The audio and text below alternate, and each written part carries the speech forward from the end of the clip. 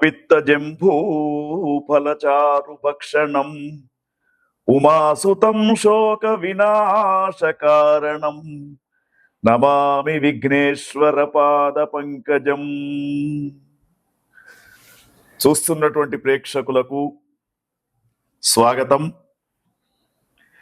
August మాసంలో ఒక్కొక్క రాశి ఫలితాలు ఏ విధంగా ఉండబోతున్నాయి, మరి దానికి తగ్గట్టుగా మనము ఏ విధంగా ఈ యొక్క ఆగస్టు మాసంలో నడుచుకోవాలి, తర్వాత ఆగస్టు మాసంలో ఉన్నటువంటి విశిష్టత ఏమిటనే విషయాలను మనం తెలుసుకుందాం. ముఖ్యంగా ఇది మనకు జూలై 25వ తేదీ నుండి ఆగస్టు 23వ తేదీ దాకా తెలుగు నెలలలో శ్రావణ మాసం అని చెప్పేసి పేరు. శ్రవణ నక్షత్రం పౌర్ణమి రోజున ఉంది కాబట్టి దీనికి శ్రావణ మాసం అనే పేరు వచ్చింది. అయితే ఈ యొక్క శ్రవణ నక్షత్రం అంటే ఏమిటి అంటే, ప్రతి మాసానికి పౌర్ణమి రోజున ఏ నక్షత్రం అయితే ఉంటుందో దానికి అనుకూలంగా ఆ మాసం యొక్క పేరు మన భారతీయ సనాతన సంప్రదాయంలో పెట్టడం జరిగింది. ముఖ్యంగా ఆగస్టు మాసం అంతా కూడా దాదాపు శ్రావణ మాసంగా చెప్పబడుతూ ఉంటుంది. చివరి వారం మాత్రం భాద్రపద మాసంగా చెప్పబడుతూ ఉంటుంది. శ్రవణము అంటే వినడము అని అర్థం. నవవిధ భక్తి మార్గాలలో శ్రవణ భక్తి అనేది కూడా ఒక భక్తి మార్గం. అయితే ఈ శ్రావణ మాసంలో విశేషంగా మనకు హరిహరాదుల యొక్క అర్చన, తర్వాత ముగ్గురు మాతల యొక్క ఆరాధన చేసే మాసంగా మనం ఆగస్టు మాసాన్ని తీసుకోవచ్చు. అయితే ఆగస్టు మాసంలో మనకు ముఖ్యంగా ఈ సంవత్సరం విశ్వావసునామ సంవత్సరంలో శ్రావణ మాసం అనేది 5 శుక్రవారాలతో ప్రారంభమైంది. ఈ 5 శుక్రవారాలు చాలా, శుక్రవారం అంటేనే మహాలక్ష్మి వారంగా చెప్పుతూ ఉంటాం. అయితే 5 శుక్రవారాలు వచ్చినటువంటి యొక్క శ్రావణ మాసంలో, ఆగస్టు మాసంలో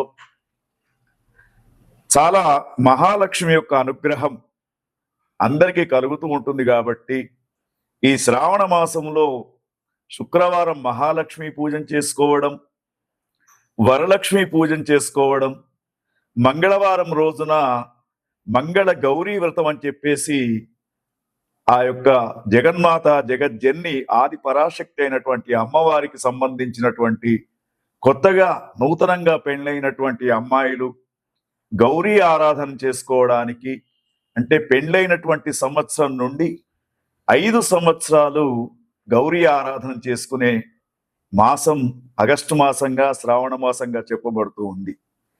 అయితే ఈ యొక్క శ్రావణ మాసంలో విశేషమైనటువంటి పండుగలలో ముఖ్యంగా మనకు వరలక్ష్మి వ్రతం ఒకటి, నాగుల పంచమి అని చెప్పేసి వస్తూ ఉంటుంది.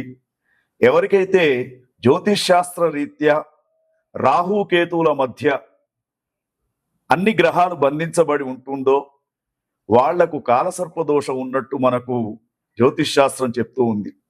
ఈ కాలసర్ప దోషం ఉన్నటువంటి వారు ముఖ్యంగా నాగుల పంచమి రోజున పుట్టలో పాలు పోయడం, నాగ ఆరాధన చేయడం అనేది విశేషంగా మనం ఆగస్టు మాసంలోనే చేస్తూ ఉంటాం. తర్వాత మరొక పండుగ వరలక్ష్మి వ్రతం అంటాం.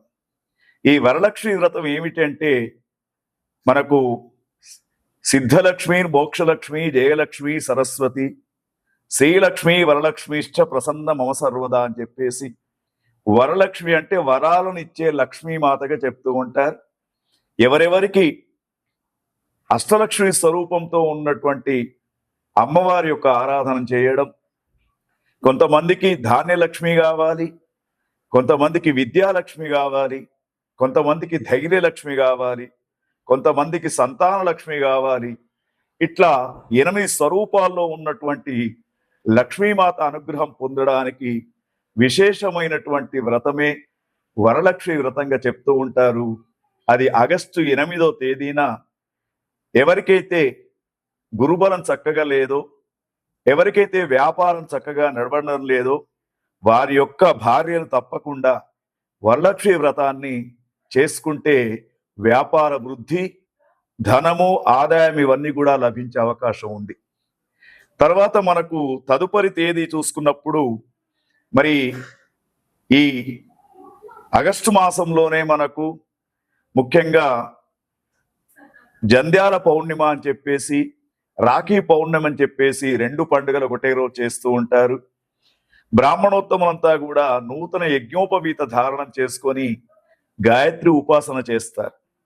తర్వాత ముఖ్యంగా రక్షాబంధన్ అనే పండుగను సోదర సోదరీ భావంతో ప్రతి ఒక్కరు జరుపుకునే పండుగ మనకు ఆగస్టు మాసంలోనే ఉంది.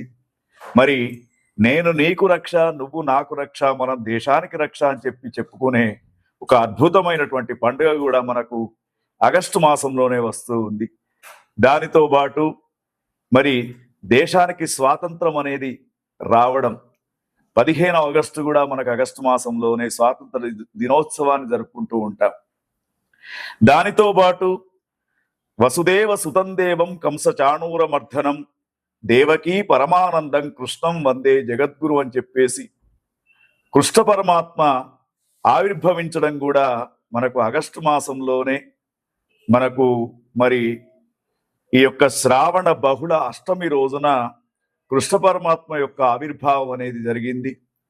ఆ కృష్ణ పరమాత్మకు పూజ చేసుకునే అవకాశం కూడా మనకు ఆగస్టు మాసంలోనే ఉంటుంది. ఎవరైతే కృష్ణుని యొక్క పూజ చేస్తారో, ముఖ్యంగా గ్రహస్థితిలో రాహువు, కేతువు, శని, గురువు ఈ గ్రహాలు మంచిలైనటువంటి వారు కృష్ణో రక్షతి రక్షిత అని చెప్పేసి చెప్పబడుతూ ఉంటుంది. మరి కర్షతీతి కృష్ణ అని చెప్పేసి చెప్పబడుతూ ఉంటుంది. అందరి దుఃఖాలను, అందరి బాధలను పోగొట్టేవాడు కృష్ణ పరమాత్మ కాబట్టి తప్పకుండా మరి కృష్ణాష్టమి రోజున, దాన్నే గోకులాష్టమి అంటారు, ఆ రోజున తప్పకుండా శ్రీకృష్ణుని యొక్క ఆరాధన చేసుకోవడం.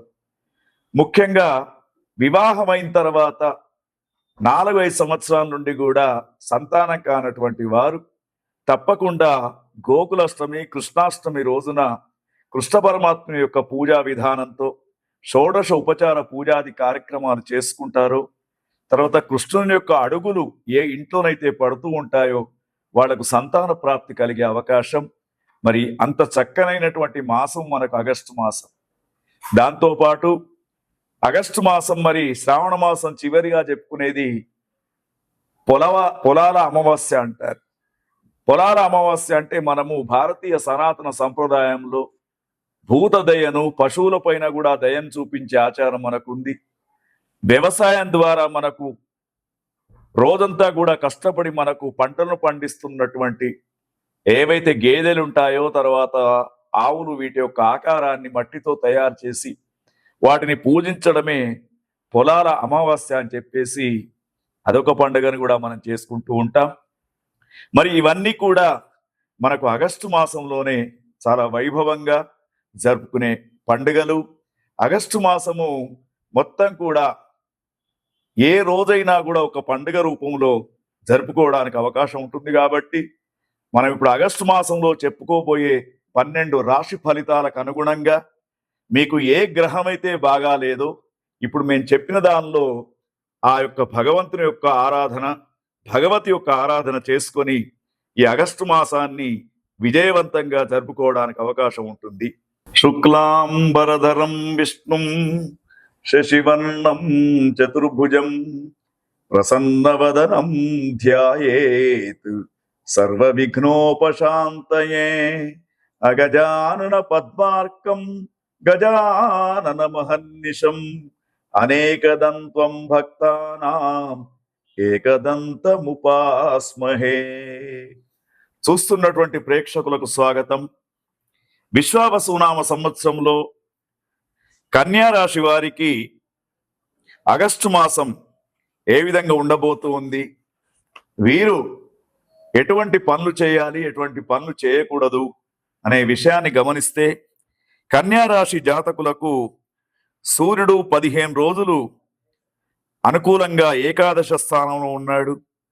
తర్వాత వీరికి మరి కన్యా రాశి జాతకులను గమనించినప్పుడు కుజుడు జన్మంలో ఉన్నాడు. తర్వాత కొన్ని గ్రహాలు మాత్రమే మనకు అనుకూలంగా కనబడుతూ ఉన్నాయి.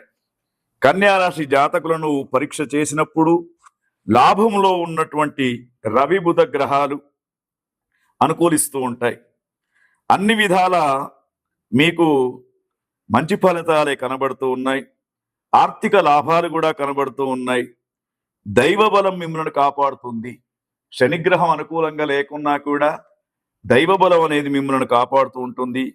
ముఖ్యమైనటువంటి విషయాలు మాత్రం చాలా ఆలోచించి పనులు చేయాలి. తర్వాత సన్మార్గంలో ముందుకు సాగే ప్రయత్నం చేయండి. ఉద్యోగ వ్యాపారాల్లో శుభ ఫలితాలను పొందే అవకాశం ఉంది. బంధుప్రీతి కారణంగా కొన్ని ఆర్థికపరమైనటువంటి ఇబ్బందులను ఎదుర్కొనే అవకాశం ఉంటుంది. జాగ్రత్తగా ఉండాలి. కుటుంబ వాతావరణం ప్రశాంతంగా ఉంటుంది. కాలం అన్ని విధాలుగా సహకరిస్తూ ఉంటుంది. అయితే మీరు ఈ యొక్క ఆగస్టు మాసంలో కుజగ్రహానికి సంబంధించినటువంటి శ్లోకాన్ని ప్రతిరోజు చదువుకోవడం, శుక్రగ్రహానికి సంబంధించినటువంటి శ్లోకాలను చదువుకోవడం శ్రేయస్కరం. తర్వాత ఈ యొక్క శ్రావణ మాసంలో వస్తున్నటువంటి పండుగలలో ఏదైనా ఒక దేవాలయంలో అన్నదాన కార్యక్రమం చేయడం కానీ పాల్గొనడం కానీ మీరు చేయండి. మీకు శ్రేయస్కరంగా ఉంటుంది.